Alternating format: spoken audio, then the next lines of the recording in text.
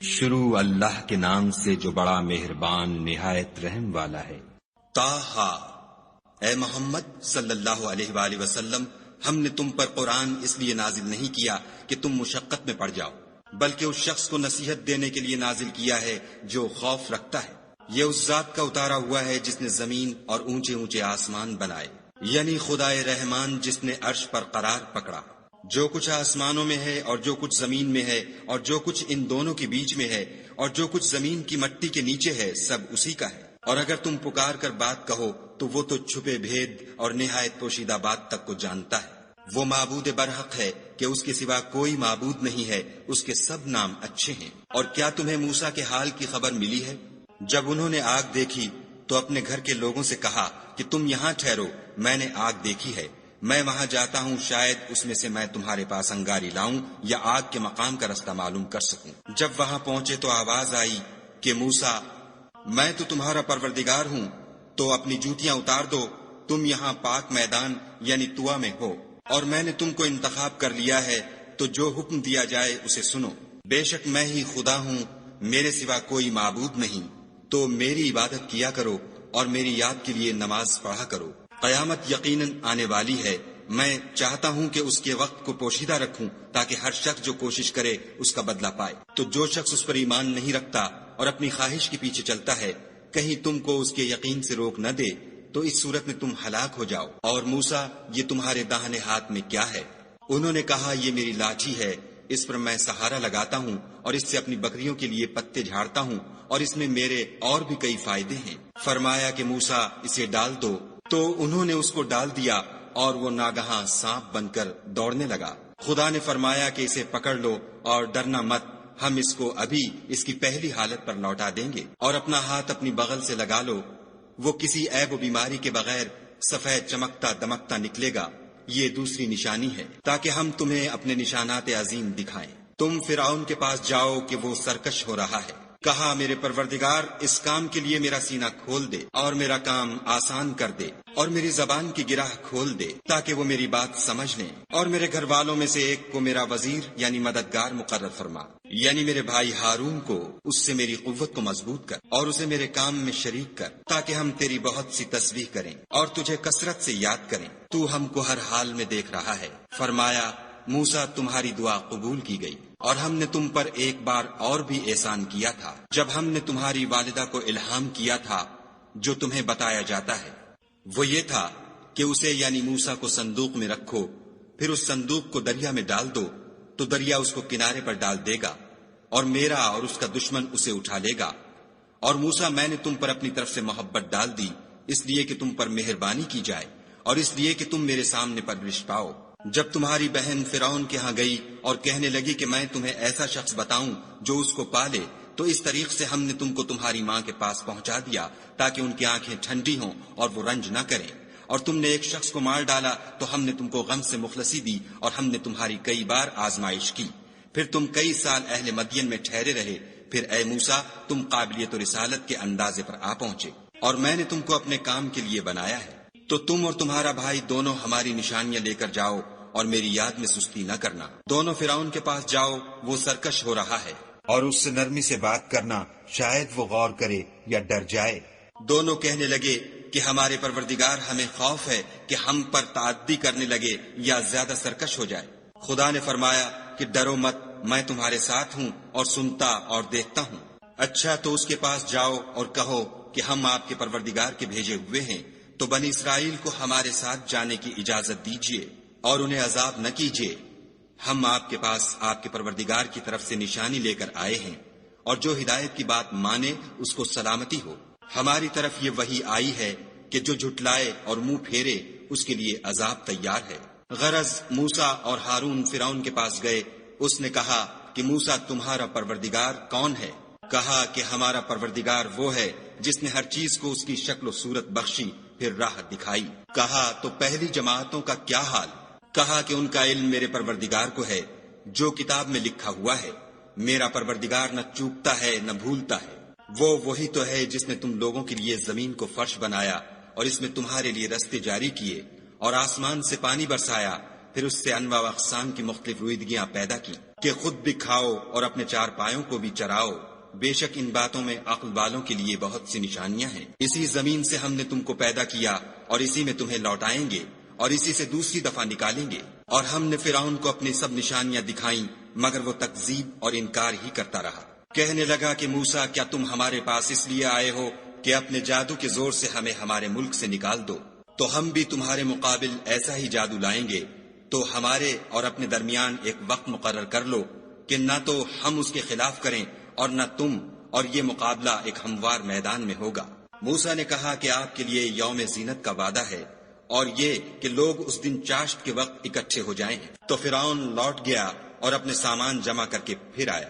موسیٰ نے ان جادوگروں سے کہا کہ ہائے تمہاری کمبختی، خدا پر جھوٹ افطرا نہ کرو کہ وہ تمہیں عذاب سے فنا کر دے گا، اور جس نے افطرا کیا وہ نامراد رہا۔ تو وہ باہم اپنے معاملے میں جھگڑنے اور چپکے چپکے سرگوشی کرنے لگے۔ کہنے لگے یہ دونوں جادوگر ہیں، چاہتے ہیں کہ اپنے جادو کے زور سے تم کو تمہارے ملک سے نکال دیں اور تمہارے شائستہ مذہب کو نابود کر دیں۔ تو تم جادو کا سامان اکٹھا کر لو اور پھر قطار باندھ کر آؤ، آج جو غالب رہا وہی کامیاب ہوا۔ بولے کہ موسیٰ، یا تو تم اپنی چیز ڈالو یا ہم اپنی چیزیں پہلے ڈالتے ہیں۔ موسیٰ نے کہا نہیں، تم ہی ڈالو۔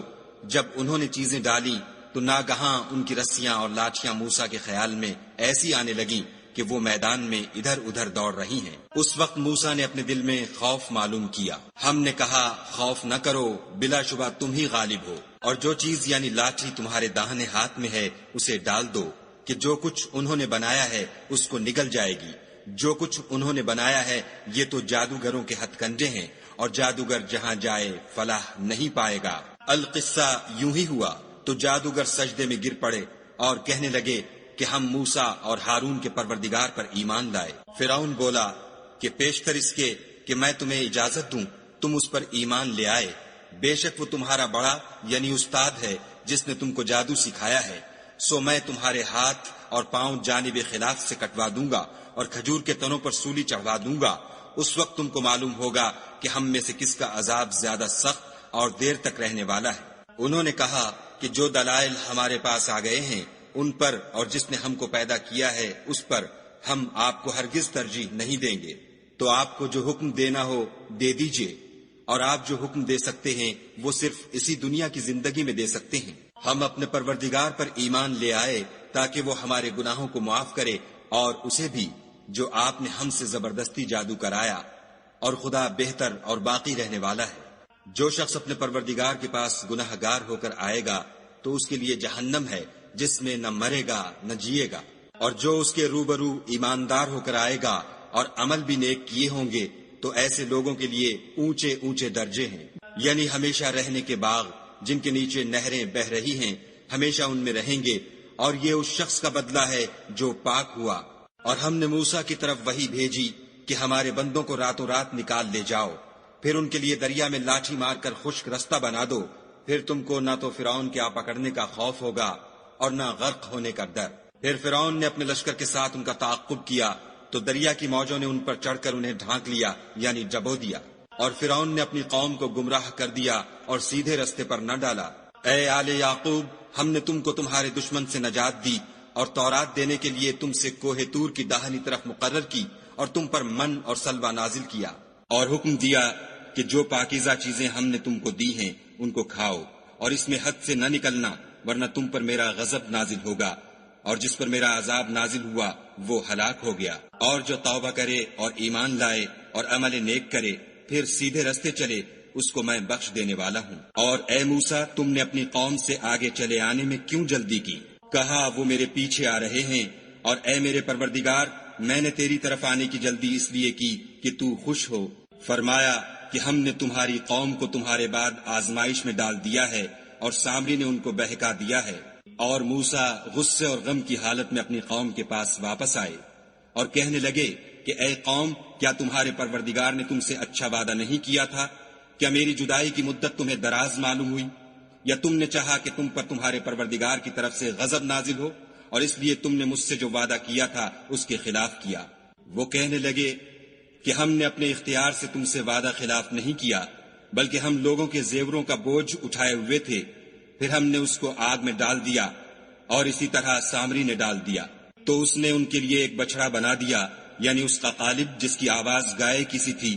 تو لوگ کہنے لگے کہ یہی تمہارا معبود ہے اور یہی موسیٰ کا معبود ہے، مگر وہ بھول گئے ہیں۔ کیا یہ لوگ نہیں دیکھتے کہ وہ ان کی کسی بات کا جواب نہیں دیتا اور نہ ان کے نقصان اور نفع کا کچھ اختیار رکھتا ہے؟ اور ہارون نے ان سے پہلے ہی کہہ دیا تھا کہ لوگوں، اس سے صرف تمہاری آزمائش کی گئی ہے اور تمہارا پروردگار تو خدا ہے، تو میری پیروی کرو اور میرا کہا مانو۔ وہ کہنے لگے کہ جب تک موسیٰ ہمارے پاس واپس نہ آئیں ہم تو اس کی پوجا پر قائم رہیں گے۔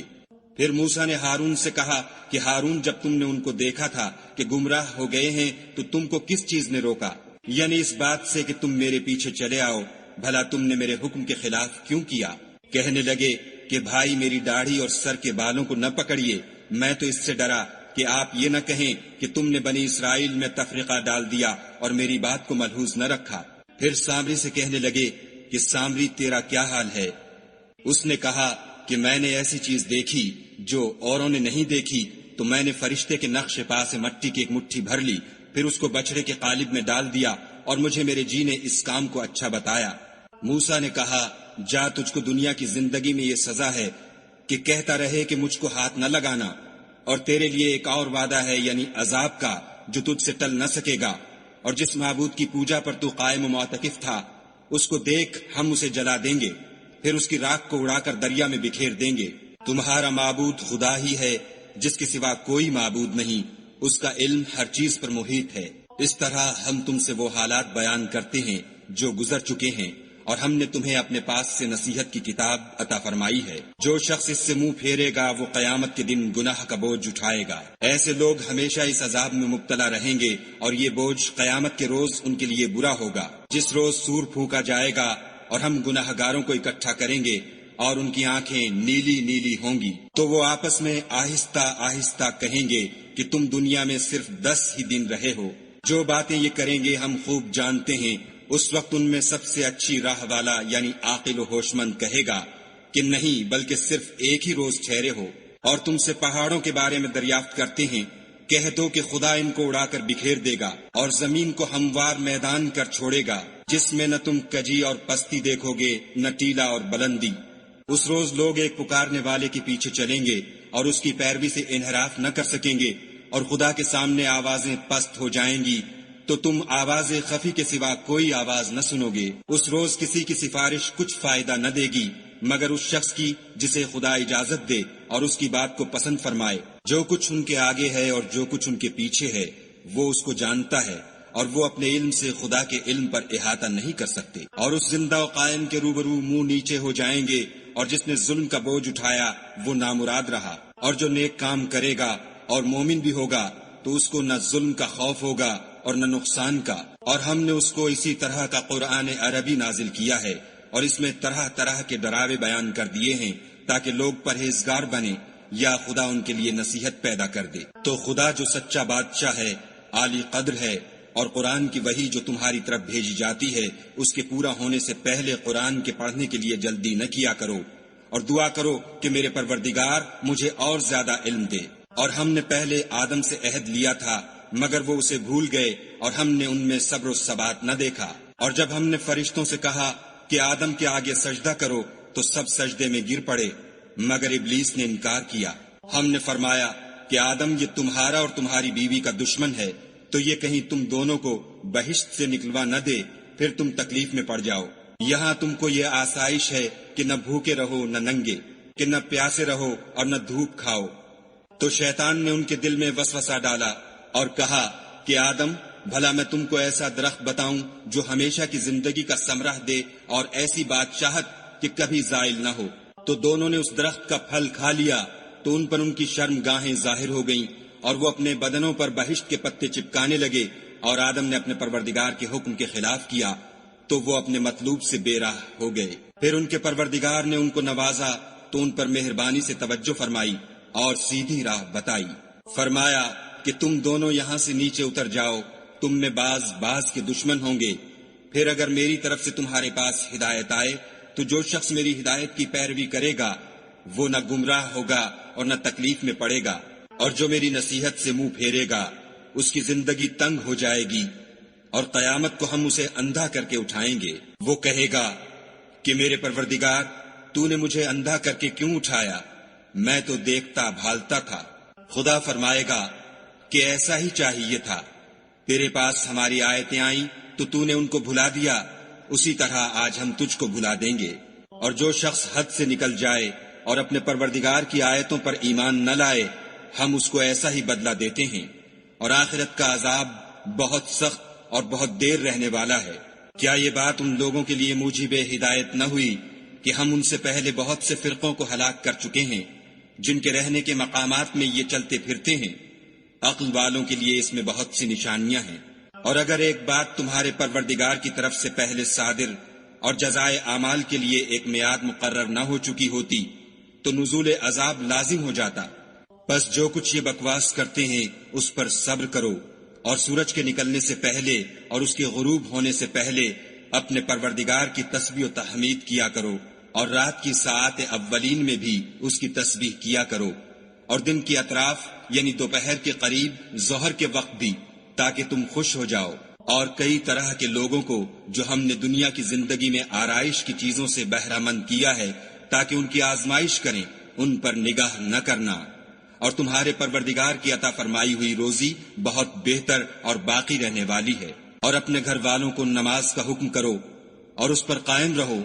ہم تم سے روزی کے خواستگار نہیں، بلکہ تمہیں ہم روزی دیتے ہیں، اور نیک انجام اہل تقوی کا ہے۔ اور کہتے ہیں کہ یہ پیغمبر اپنے پروردگار کی طرف سے ہمارے پاس کوئی نشانی کیوں نہیں لاتے؟ کیا ان کے پاس پہلی کتابوں کی نشانی نہیں آئی؟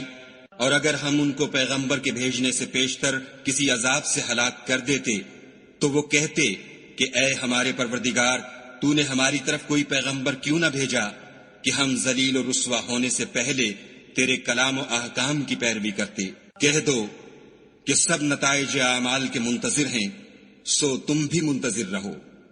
ان قریب تم کو معلوم ہو جائے گا کہ دین کے سیدھے رستے پر چلنے والے کون ہیں اور جنت کی طرف راہ پانے والے کون ہیں، ہم یا تم۔